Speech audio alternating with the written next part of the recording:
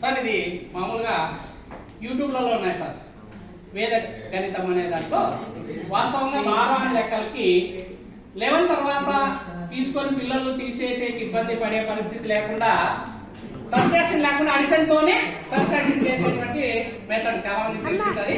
ఒకసారి మళ్ళీ మనము గుర్తు చేసుకుందాం. వాస్తవంగా ఇక్కడ ఈ లెక్క చేసే ముందు మనము కాంప్లిమెంట్ నెంబర్స్ పక్కన పిల్లలకి ఐడెంటిఫై చేయాలి, లేదా మనం పక్కన రాసి పెట్టుకుందాం.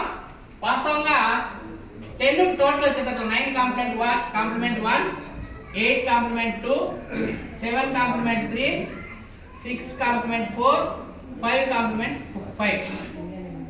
ఇది ఏది చూసుకున్నా 10.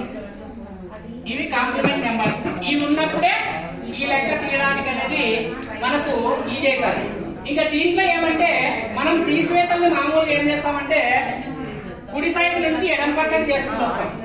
అయితే ఇందులో కుడి సైడ్ నుంచి ఎడం పక్కకు కాకుండా ఈ ఎడం పక్క నుంచి కుడి పక్కకు చేస్తాం. ఈ సిస్టమ్ లో ఎడం పక్క నుంచి కుడి పక్కకి ఏ విధంగా చేస్తాం అనేది ఒకసారి తీసుకుంటే 8 లోంచి 3 పోతుంది కదా సార్, 8 లోంచి 3 పోతే 5 వస్తుంది. అయితే మనం అక్కడ ఒక్కటి గమనించాలా, మన పక్కింటి వాడు కొంత పేదవాడు, వానికి కొంత సహాయం అవసరం కాబట్టి మనం దీంట్లో నుంచి వాడికి మనం ₹1 సహాయం చేద్దాం అనేది పిల్లవాడికి తెలియజేసి 8 లోంచి 5 పోతే 3, అయితే మామూలుగా 8 లోంచి 3 పోతే 5 అన్నప్పుడు ఒకటి అవతలకు వాడికి ఇస్తున్నాం కాబట్టి 4 అని రాసుకుంటాం సార్.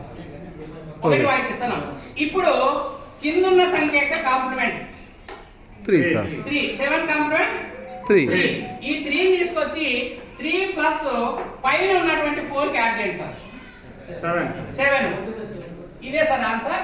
వాస్తవంగా ఇప్పుడు మనం మామూలు చూసుకుంటే 14 లోంచి 7 పోతే 7, ఇక్కడ ఒకటి 12 పోయింది 7 లోంచి ఇది. ఇక్కడ ఎక్కడ తీసివేత చేయాలి. Super sir. రెండోది వచ్చేసి 11, 13, 14 ఏళ్లలో ఎంచుకోవాల్సిన అవసరం రాలేదు.